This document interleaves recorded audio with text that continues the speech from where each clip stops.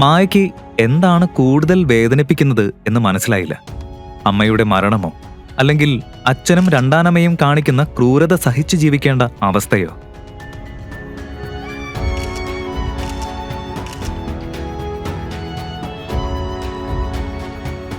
മായ,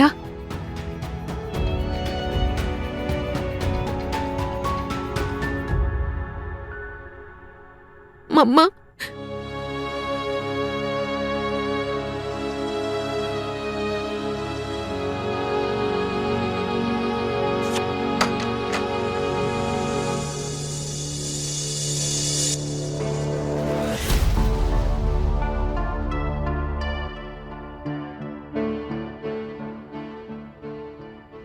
മായയുടെ മുറിയില് എനിക്കിഷ്ടമുള്ളതൊക്കെ എടുക്കാൻ എന്റെ മമ്മി എന്നോട് പറഞ്ഞിട്ടുണ്ട്.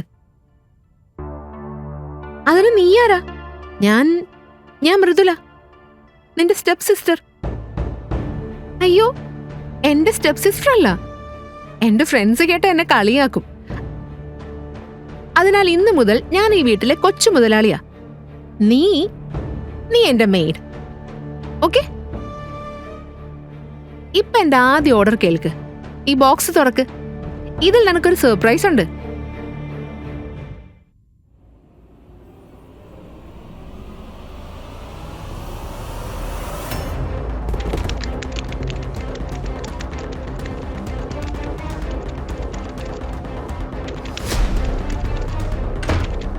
മുത്തശ്ശി, മുത്തശ്ശി എന്നെ രക്ഷിക്ക്.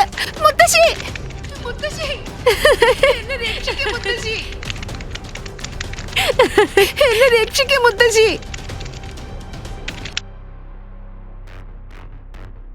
മായ, എന്താ മോളെ, നീ ഓക്കെ ആണോ? മുത്തശ്ശി എന്നെ രക്ഷിക്ക്. മുത്തശ്ശി. അതേസമയം മൃദുല മായയുടെ അമ്മമ്മ ആ വഴി വരുന്നത് കണ്ടു. മായ പെട്ടെന്ന് അവിടെ നിന്ന് ഓടി മാറി. മുത്തശ്ശി, മുത്തശ്ശി, മുത്തശ്ശി. അമ്മമ്മ വാതിൽ തുറന്നപ്പോൾ മായ ഒരു കോണിൽ ഇരിക്കുകയായിരുന്നു. അവളുടെ ചുറ്റും 4 പാമ്പ് പോലെ കുത്തുന്ന ചീങ്കണ്ണികൾ. മുത്തശ്ശി, മുത്തശ്ശി എന്നെ രക്ഷിക്കും. മുത്തശ്ശി.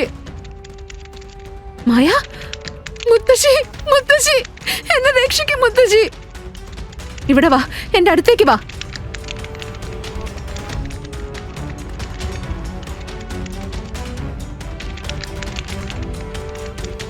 ഒന്നും സംഭവിക്കില്ല. മുത്തശ്ശി ഇവിടെ ഇല്ലേ മോളെ? ഞാനുള്ളപ്പോ മോൾക്കൊന്നും സംഭവിക്കില്ല. മോൾ ഇവിടെ ഇരിക്കെ. ശരിയാകും, ശരിയാകും. നോക്ക്, എല്ലാ ചീങ്കണ്ണികളെയും ഞാൻ ഓടിച്ചില്ലേ? മുത്തശ്ശി, ഈ വീട് ഇനി നല്ലതല്ല.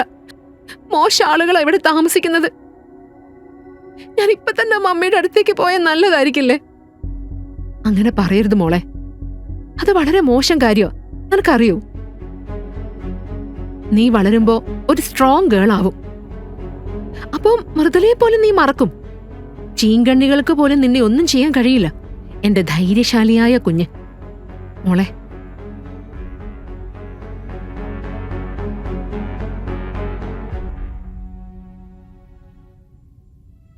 നിന്റെ അച്ഛൻ ഇനി എന്നെ ഈ വീട്ടിൽ താമസിക്കാൻ അനുവദിക്കില്ല. പക്ഷെ ഞാൻ പോകുന്നതിന് മുൻപ് നിന്റെ അമ്മ നിനക്കായി എന്തോ വിട്ടിട്ടുണ്ട്. അത് ഞാൻ നിനക്ക് തരും. ഇത് നിനക്ക് മാത്രമാണ്. ഇല്ല മുത്തശ്ശി, പ്ലീസ് എന്നെ വിട്ട് പോവരുത്. ഇല്ല മോളെ, നിന്നെ വിട്ടു പോവാൻ എനിക്ക് ഇഷ്ടമില്ല. പക്ഷേ നമുക്ക് സമയം വളരെ കുറവാ.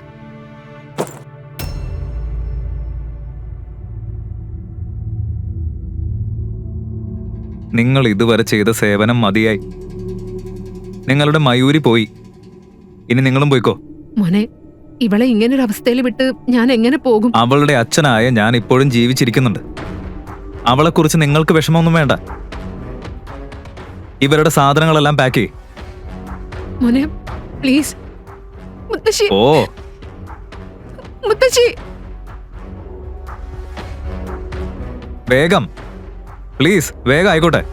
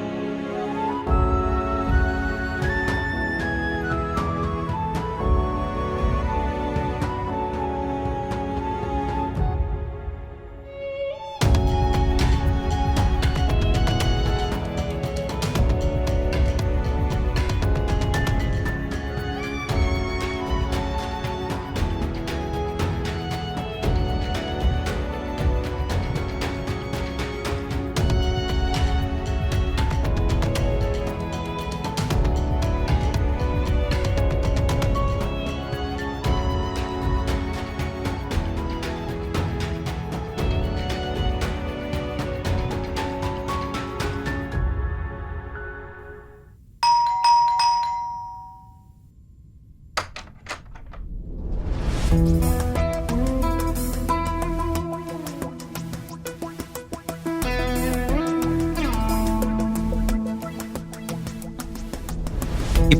മാലിനിക്കും മൃദുലയ്ക്കും യാതൊരു നിയന്ത്രണവും ഉണ്ടായിരുന്നില്ല.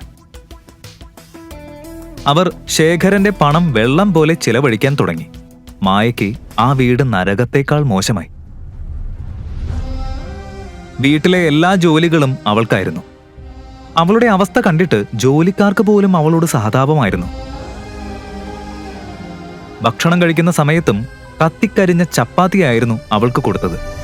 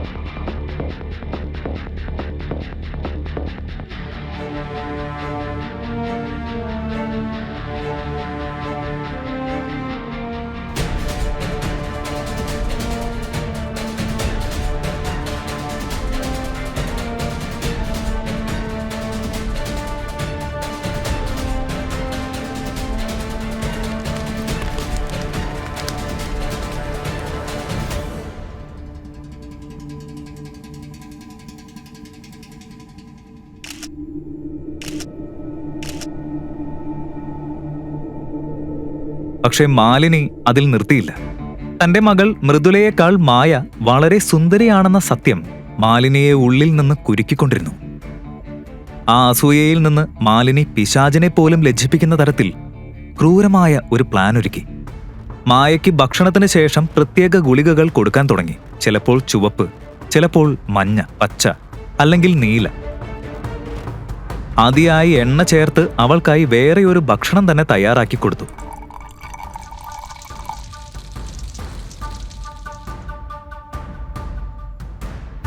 മായയ്ക്ക് അത് കഴിച്ചതിന് പിന്നാലെ തന്നെ വയറുവേദന തുടങ്ങും.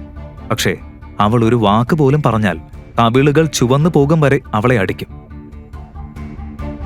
ഇനി അവളുടെ ജീവിതത്തിൽ എന്തായിരിക്കും സംഭവിക്കുക? മാലിനി അവൾക്ക് കൊടുത്ത മെഡിസിൻ എന്തായിരിക്കും? ഈ കഥയുടെ ബാക്കി അറിയാൻ കേൾക്കൂ ക്വീൻ പോക്കറ്റ് FM മലയാളത്തിൽ മാത്രം. Download the app now. Link in description.